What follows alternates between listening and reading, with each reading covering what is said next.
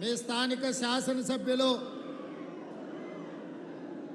Doctor Murali Naik అధ్యక్షతన మీ parliament పర్యవేక్షక బాధ్యులు పెద్దలు తుమ్మల నాగేశ్వరరావు గారి పర్యవేక్షణలో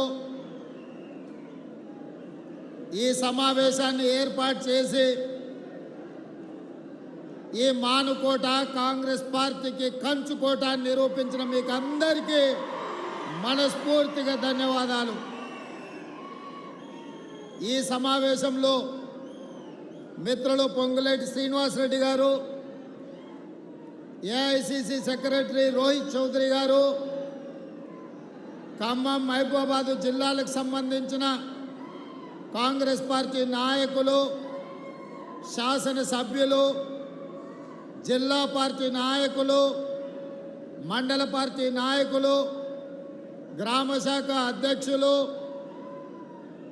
ఈ ప్రాంత కాంగ్రెస్ పార్టీ కుటుంబ సభ్యులందరికీ మనస్ఫూర్తిగా నమస్కారాలు, అభినందనలు. మిత్రులారా,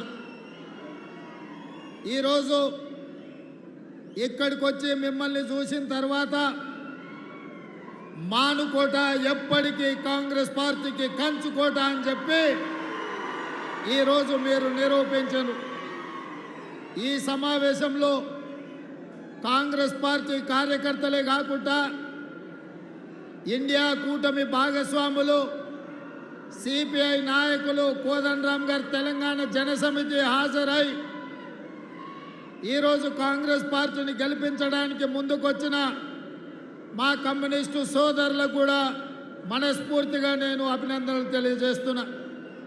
మిత్రులారా, నిన్న మొన్న కార్యక్రమాల ఒత్తిడి వల్ల, కొన్ని పార్టీల నిర్ణయాల వల్ల సిపిఎం, సిపిఐ, తెలంగాణ జనసమితి నాయకులతో మాట్లాడి ఎన్నికల్లో వారి సంపూర్ణమైన మద్దతు తీసుకోవడానికి ఆలస్యమైంది. ఇప్పుడు ఆ సంప్రదింపులకు ఉప ముఖ్యమంత్రి బట్టి విక్రమార్క గారిని కాంగ్రెస్ పార్టీ వారికి బాధ్యత ఇచ్చిండ్రు. రాబోయే 2-3 రోజుల్లో మిత్రులు బట్టి విక్రమార్క గారు, నేను, కమ్యూనిస్టులను, కోదండరామ్ గారిని, ఇతర కలిసి వచ్చే ప్రజా సంఘాలతో చర్చించి రేపు జరగబోయే పార్లమెంట్ ఎన్నికలలో ప్రజాస్వామ్యాన్ని రక్షించడానికి, నరేంద్ర మోడీని, బీజేపీని ఓడించడానికి అన్ని శక్తులను కూడగట్టుకొని సర్వం వడ్డీ రాబోయే పార్లమెంట్ ఎన్నికల్లో ఇండియా కూటమిని గెలిపించి జూన్ 4 నాడు ఫలితాలు సాధించి జూన్ 9 నాడు ఢిల్లీ ఎర్రకోటపై 3 రంగుల జెండాను ఎగరేసి మన నాయకుడు రాహుల్ గాంధీ గారు ప్రధానమంత్రిగా ప్రమాణ స్వీకారం చేయబోతున్నారు. మిత్రులారా, నేను ఇవాళ మానుకోట ప్రజలు నేను అడగదలుచుకున్నా. ఈ ప్రాంతంలో 10 సంవత్సరాల నుంచి కారు గుర్తులే అధికారంలో ఉన్నారు. సర్పంచులు వాళ్ళే, ఎంపీటీసీలు వాళ్ళే, జడ్పీటీసీలు వాళ్ళే, ఎమ్మెల్యేలు వాళ్ళే, ఎంపీలు వాళ్ళే, మంత్రులు వాళ్ళే, ముఖ్యమంత్రులు వాళ్ళే ఉండ్రి. మరి 10 సంవత్సరాలల్లా ఈ ప్రాంతానికి రావాల్సిన నిధులు వచ్చినాయా? బయ్యారం ఉక్కు కర్మాగారాన్ని తెచ్చిండ్రా? కాజుపేట రైల్వే కోచ్ ఫ్యాక్టరీని వరంగల్ ప్రాంతానికి తీసుకొచ్చిండ్రా? ములుగులో ప్రకటించిన గిరిజన యూనివర్సిటీ ఆలస్యం కావడానికి కారణం ఏంది? ఈ ప్రాంతంలో సాగునీటి ప్రాజెక్టులు పూర్తిగాక సీతారామ ప్రాజెక్టు అట్లనే ఎండబెట్టి కాళేశ్వరాన్ని కూలగొట్టి పాలమూరు రంగారెడ్డి ఎత్తిపోతల్ని పడావు పెట్టి ఈరోజు తెలంగాణను దివాలా తీపిచ్చను. అందుకే మిత్రులారా, మొన్న జరిగిన డిసెంబర్లో ఎన్నికలలో కల్వకుంట్ల చంద్రశేఖరరావును, బీఆర్ఎస్ను బండకేసి కొట్టిండ్రు. 100 మీటర్ల గోతి తీసి పాతి పెట్టింది మీరే కదా. మరి ఇవాళ నేను అడుగుతున్నా, ఢిల్లీలో ఉండే మోడీ, గజ్వెల్ ఫామ్ హౌస్లో ఉండే కేడి, వీళ్ళిద్దరు తోడు దొంగలు. వీళ్ళిద్దరు కలిసి గూడు పుటాని చేసి తోడు దొంగలే తెలంగాణ ప్రజల యొక్క హక్కులను కాల రాసి తెలంగాణకు తీరని అన్యాయం చేసింది. మరి తోడు దొంగలల్లా ఒక్క దొంగను బండకేసి కొట్టి రెండో దొంగను మీరు వదిలిపెడతారా అని నేను మిత్రులను అడగదలుచుకున్నా. ఇవాళ ఇక్కడున్న కేడీకి మద్దతు పలికింది మోడీ కదా. కాళేశ్వరంలో 1,00,000 కోట్లు దోసుకుంటుంటే పట్టుకొని కటకటాలు లెక్క పెట్టించాల్సిన నరేంద్ర మోడీ, భారతీయ జనతా పార్టీ కేసీఆర్ ఇచ్చే కమిషన్లకు కక్కుర్తిపడి ఇవాళ కేసీఆర్ దోపిడీకి అనుమతి ఇచ్చాడు. అదేవిధంగా పార్లమెంటులో ఎప్పుడు అవకాశం వచ్చినా, ఏ బిల్లు వచ్చినా రైతు వ్యతిరేక నల్ల చట్టాలు, నోట్ల రద్దు, జిఎస్టీ బిల్లు, ట్రిపుల్ తలాకు, 370 ఆర్టికల్ ఇలాంటి చట్టాలు ఏ వచ్చినా పార్లమెంటులో నరేంద్ర మోడీకి అండగా నిలబడి బీజేపీని గెలిపించింది బీఆర్ఎస్ ఎంపీలు కాదా, మీ స్థానికంగా ఉండే మాలోతు కవిత కాదా అని నేను అడుగుతున్నా. ఆ కవిత అయినా ఈ కవిత అయినా చంద్రశేఖరరావు తరపున నరేంద్ర మోడీకి ఓట్లు వేసిన వాళ్ళు చెయ్యెత్తిన వాళ్ళే కదా. ఇవాళ మళ్ళీ ఏ మొహం పెట్టుకొని ఓట్లు అడగడానికి వస్తురని నేను అడుగుతున్నా. తండ్రిని ఇంటికి పంపిర్రు, తండ్రి కథ అయిపోయింది, ఇక బిడ్డ వంతు వచ్చింది. బిడ్డను కూడా జూన్ 1 తారీఖు నాడు ఇంటికి పంపించే బాధ్యత మా కాంగ్రెస్ పార్టీ కార్యకర్తలు తీసుకుంటారని నాకు సంపూర్ణమైన విశ్వాసం వచ్చింది. అందుకే మిత్రులారా, ఇవాళ ఈ ప్రాంతంలో ఓట్లు అడిగే అర్హత బీఆర్ఎస్కు లేదు, బీజేపీకి లేదు. నేను ఇవాళ ఈ వేదిక మీద నుంచి కిషన్ రెడ్డి గారిని, నరేంద్ర మోడీని నేను అడుగుతున్నా, మీరు 10 సంవత్సరాలలో మా పాలమూరు రంగారెడ్డి ఎత్తిపోతల ప్రాజెక్టు జాతీయ హోదా ఇచ్చిండ్రా? మా ఖమ్మం ప్రాంతంలో బయ్యారం, ఇల్లందు ప్రాంతంలో బయ్యారం ఉక్కు కర్మాగారం కట్టి ఈ ప్రాంతంలో ఉండే ఆదివాసీలను, లంబాడీలను వేలాది మంది ఉద్యోగాలు ఇవ్వాలని సోనియమ్మ మంజూరు చేస్తే 10 ఏళ్ళు మా బయ్యారం ఉక్కు కర్మాగారాన్ని పాతరేసింది మీరు కాదా? పడావు పెట్టింది మీరు కాదా? మా బయ్యారం ఉక్కు కర్మాగారాన్ని ఇవ్వని బీజేపీ దద్దమ్మలు మహబూబాబాద్లో ఓట్లు ఎట్లా అడుగుతారని చెప్పి నేను ఈ వేదిక మీద నుంచి ప్రశ్నిస్తున్నా. ఇదే కాదు, ఈ ప్రాంతంలో రైల్వే కోచ్ ఫ్యాక్టరీ కట్టాలి. కాజీపేట రైల్వే కోచ్ ఫ్యాక్టరీ కట్టిస్తే జాతీయ అంతర్జాతీయ స్థాయి గుర్తింపు వరంగల్కి వస్తుందని చెప్పి సోనియమ్మ మంజూరు చేసింది. కానీ నరేంద్ర మోడీ ఏం చేసిండు? ఇక్కడ రైల్వే కోచ్ ఫ్యాక్టరీ కట్టడానికి వీల్లేదు, అసలు రైల్వే కోచ్ ఫ్యాక్టరీలే కట్టలేమని అబద్ధాలు చెప్పి కాజీపేటకు మంజూరు చేసిన రైల్వే కోచ్ ఫ్యాక్టరీ లాతూర్కు తరలించుకొని పోయిండు. మరి బీజేపీలను ఒక లాతు దన్నాల్సిన అవసరం ఉందా లేదా? మన రైల్వే కోచ్ ఫ్యాక్టరీని కాజీపేట కాదని లాతూర్కు తరలించకపోయిన ఈ సన్నాసులకు ఇవాళ బీజేపీలకు ఓట్లు అడిగే హక్కు ఉందా అని నేను అడుగుతున్నా. అదేవిధంగా గిరిజన యూనివర్సిటీ, మా ఆదివాసీలు, మా కోయలు, మా గోండులు, మా లంబాడాలు, మా చెంచులు, మా ఆదివాసీలు చదువుకోవాలని, వాళ్ళ బిడ్డలు పీజీలు పిహెచ్డీలు చేయాలని, ఐఏఎస్లు ఐపీఎస్లై రాజ్యాలు ఏలాలని గిరిజన యూనివర్సిటీ సోనియమ్మ ఇస్తే 10 సంవత్సరాలు యూనివర్సిటీని ప్రారంభించకుండా మా ఆదివాసీ లంబాడ సోదరుల పిల్లల్ని చదువుకోకుండా అన్యాయం చేసింది బీజేపీ కాదా? మేం పట్టుబడితే కొట్లాడితే మొన్న పని మొదలుపెట్టారు. 10 ఏళ్ల తర్వాత పని మొదలుపెట్టిన మీరు ఈ ప్రాంతంలో ఓట్లు అడిగే హక్కు ఉందా అని నేను బీజేపీ వాళ్ళని అడుగుతున్నా. ఇదే కాదు, ఐటీఐఆర్ కారిడార్ కావచ్చు, మెట్రో రైలు కావచ్చు, మూసీ నది అభివృద్ధి కావచ్చు, పాలమూరు రంగారెడ్డి ఎత్తిపోతలు కావచ్చు, ఏ ప్రాజెక్ట్ అయినా కేంద్ర ప్రభుత్వం నిర్లక్ష్యం వల్ల ఇవాళ తెలంగాణకు తీరని అన్యాయం జరిగింది. ఇదే కాదు మిత్రులారా, నేను పార్లమెంట్లో ప్రత్యక్ష సాక్షిని. మొన్న బడ్జెట్ సమావేశాలలో నరేంద్ర మోడీ గారు మాట్లాడుతూ తల్లిని చంపి బిడ్డను బతికించిందని తెలంగాణ రాష్ట్ర ఏర్పాటు ప్రక్రియను తప్పుబట్టిండు, తెలంగాణ రాష్ట్రాన్ని అవమానించాడు. అంతటితో ఆగలే. సోనియా గాంధీ, మన్మోహన్ సింగ్ ప్రజాస్వామ్యాన్ని పాతరేసి పార్లమెంటు దర్వాజాలు బంద్ చేసి తెలంగాణ బిల్లును ఆమోదించారు. ఆ తెలంగాణ బిల్లు చెల్లనే చెల్లదు, తెలంగాణ రాష్ట్రం వద్దే వద్దని నరేంద్ర మోడీ పార్లమెంటు సాక్షిగా మాట్లాడింది నిజం కాదా? మరి నేను ఇవాళ అడుగుతున్న సిగ్గులేని కిషన్ రెడ్డిని, బీజేపీ నాయకులను, తెలంగాణ రాష్ట్ర ఏర్పాటునే వద్దన్న మీరు, తెలంగాణ రాష్ట్ర ఏర్పాటును ప్రశ్నించిన మీరు తెలంగాణ రాష్ట్రాన్ని ఏర్పాటు చేసిన సోనియా గాంధీని కాంగ్రెస్ను తప్పు పట్టిన మీరు ఏ మొహం పెట్టుకొని తెలంగాణ రాష్ట్రంలో ఓట్లు అడుగుతారని నేను అడుగుతున్నా కిషన్ రెడ్డిని, నరేంద్ర మోడీని తెలంగాణ రాష్ట్ర ఏర్పాటును ప్రశ్నించి తెలంగాణ రాష్ట్రానికి రావాల్సిన నిధులు ఇవ్వకుండా అవమానించి తెలంగాణ అభివృద్ధిని అడ్డుకున్న మీరు ఇవాళ వచ్చి తెలంగాణలో సీట్లు కావాలి, ఓట్లు కావాలని అడుగుతారంటే మీకు ఎంత ధైర్యం అని నేను అడుగుతున్నా. ఇదే కాదు, ఉత్తర భారతదేశంలో కుంభమేళాకు వేల కోట్ల రూపాయలు ఖర్చు పెట్టారు. గంగానది పరిశుద్ధికి వేల కోట్ల రూపాయలు ఖర్చు పెట్టారు.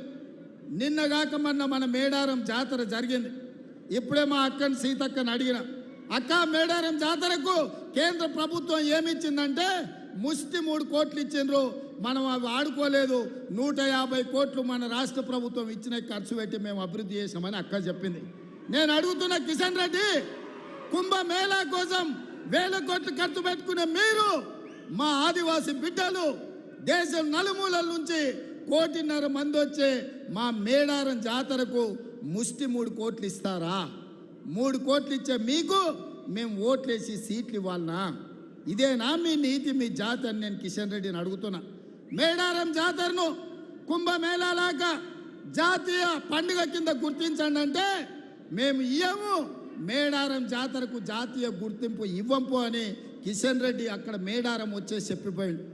మా మేడారం జాతరకు జాతీయ గుర్తింపు ఇవ్వని సన్నాసులారా, మా మేడారం ప్రాంతంలో ఓట్లెట్లు అడుగుతారు, మా ప్రజలు మీకు ఓట్లెట్లు వేస్తారని నేను అడగదలుచుకున్న ఇవాళ.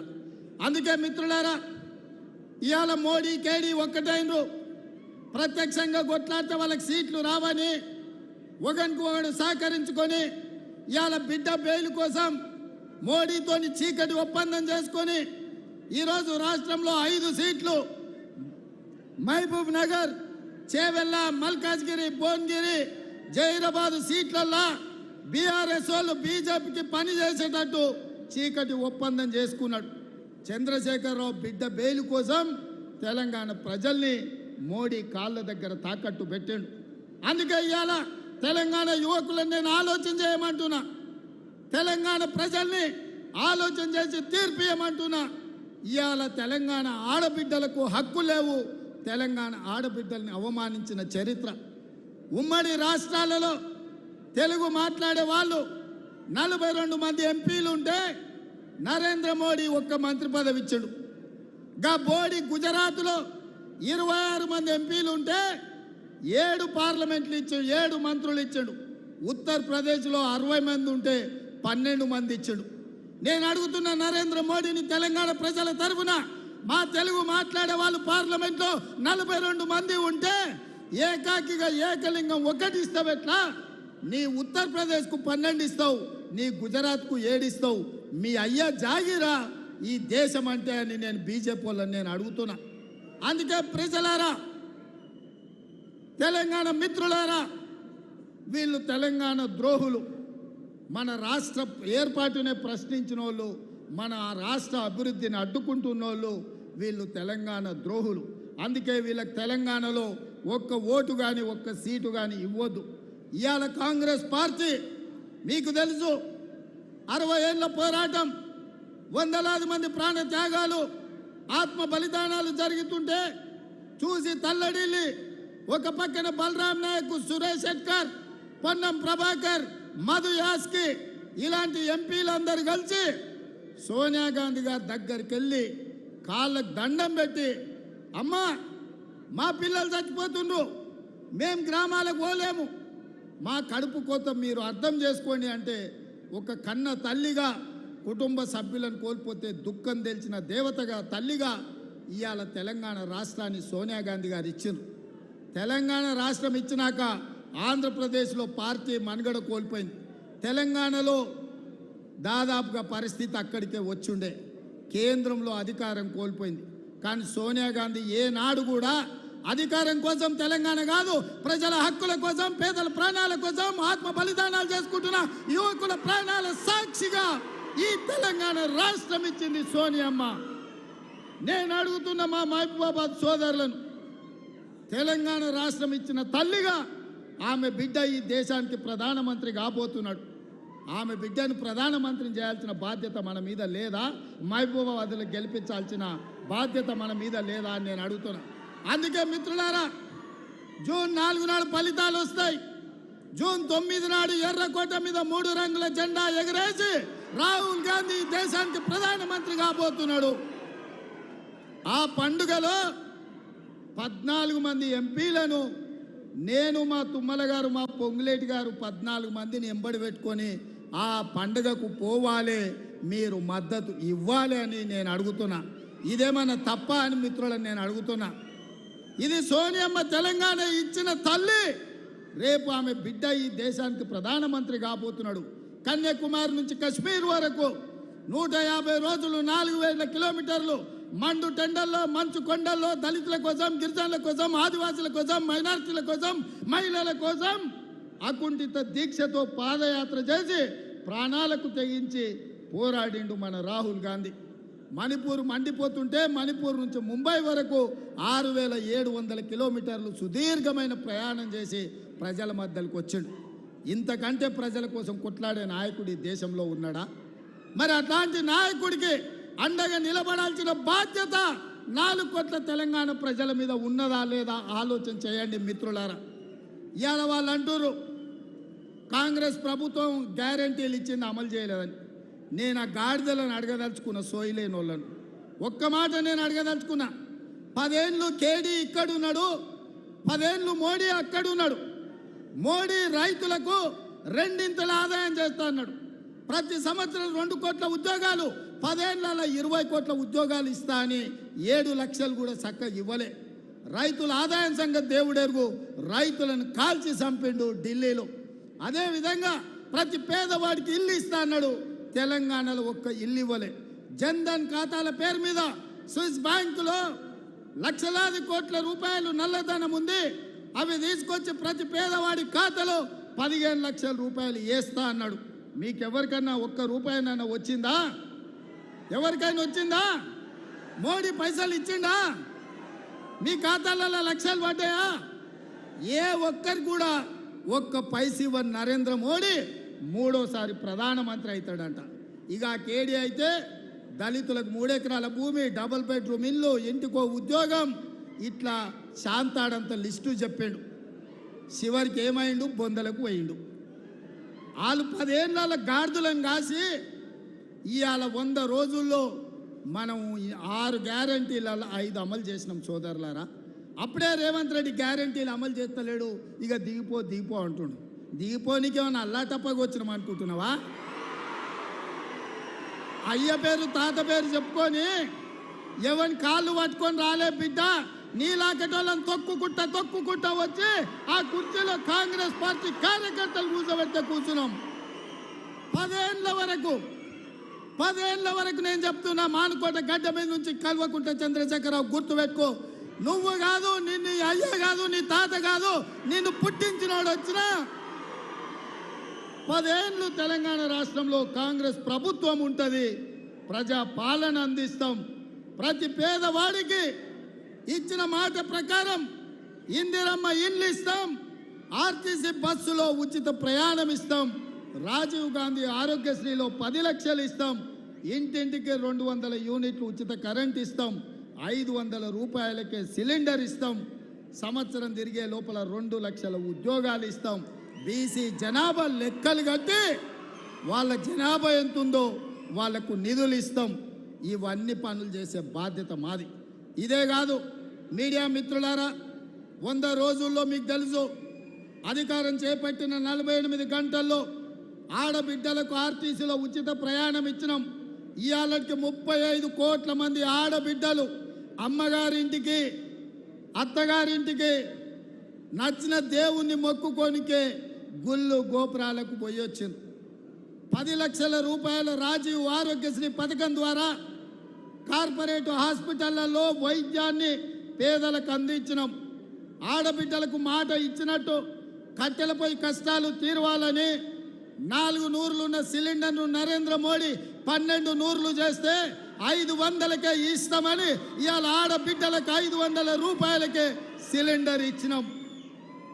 పేదవాళ్లకు వ్యవసాయానికి ఉచిత విద్యుత్తే కాదు పేదవాళ్ళ ఇండ్లకు కూడా 200 యూనిట్లు ఉచితంగా ఇస్తామన్నాం, ఇచ్చి బరాబర్ చూపించినాం. ఇవాళ పేదవాడి ఇంటికి 0 బిల్లులు ఇస్తున్నాం. ఇదే కాదు, పొంగులేటి గారి మంత్రివర్గం ఈరోజు 4,50,000 ఇందిరమ్మ ఇండ్లు 22,500 కోట్ల రూపాయలతోని ఇదే ఖమ్మంలో ప్రారంభించుకున్నాం. ప్రతి పేదవాడికి ఇవాళ ఇందిరమ్మ ఇండ్లు ఇస్తున్నాం. మేము ఉద్యోగం వచ్చిన ఎంబడే మా కుటుంబ ఉద్యోగాల కోసం కాదు, పేదోళ్ళ బిడ్డల ఉద్యోగాల కోసం ఎల్బీ స్టేడియంలో 3 నెలల్లో 30,000 ఉద్యోగాలు తలలు లెక్క పెట్టి ఇచ్చి పేదవాడి బిడ్డల కళ్ళల్లో ఆనందం చూసినాం. బీసీ జనాభా లెక్కలు కడతామన్నాం, బరాబర్ లెక్కలు కట్టిస్తున్నాం. ఇన్ని పనులు మేం చేసినాం. ఇవి సరిపోతాయా? కానే కాదు. అందుకే మిగతా కార్యక్రమాలు తీసుకోవాలంటే మార్చి 17 నాడు ఎన్నికల కోడ్ వచ్చింది. అందుకే మీకు నేను మాట ఇస్తున్నా, గ్యారంటీ ఇస్తున్నా. సోనియమ్మ మాటగా, రాహుల్ గాంధీ గ్యారంటీగా ఆగస్టు 15 తారీఖు లోపల 2 లక్షల రూపాయల రైతు రుణమాఫీ.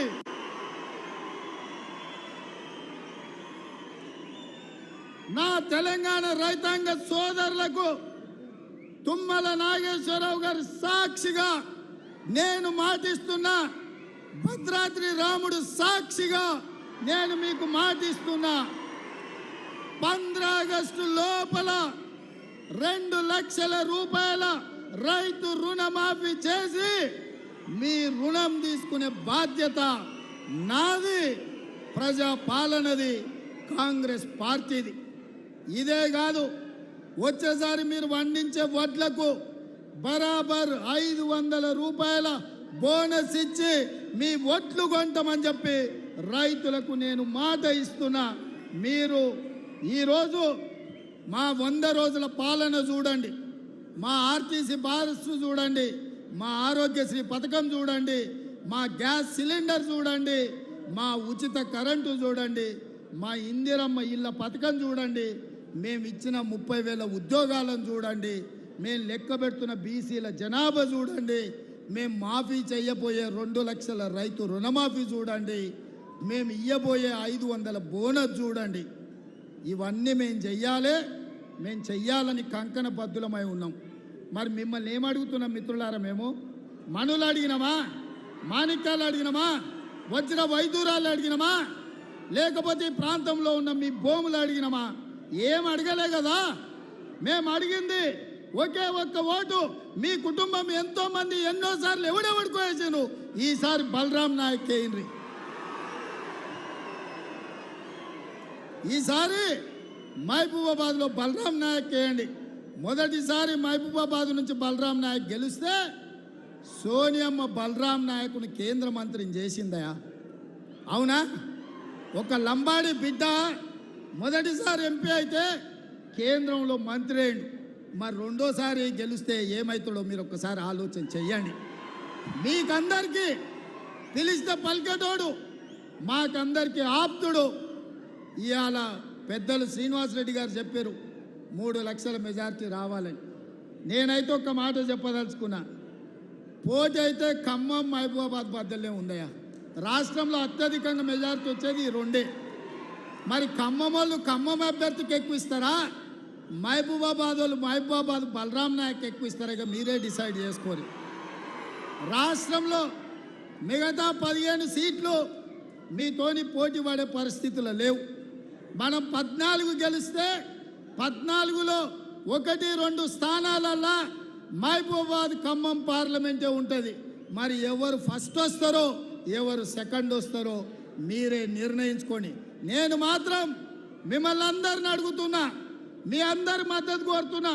మా బలరాం నాయకునే మొదటి ర్యాంకులో ఆమోదించి బలరాం నాయకును ఈ పరీక్షలో గెలిపించండి అని నేను అడుగుతున్నా. మీరంతా సిద్ధమేనా? రాష్ట్రంలో మొదటి స్థానం మీదే కదా, సిద్ధమే కదా? మొదటి స్థానం మహబూబాబాద్కే కదా. సిద్ధమన్నోళ్ళందరూ చేయి పైకెత్తండి. జై కాంగ్రెస్, జై జై కాంగ్రెస్. హస్తం గుర్తుకే, హస్తం గుర్తుకే, హస్తం గుర్తుకే. ధన్యవాదాలు మిత్రులారా.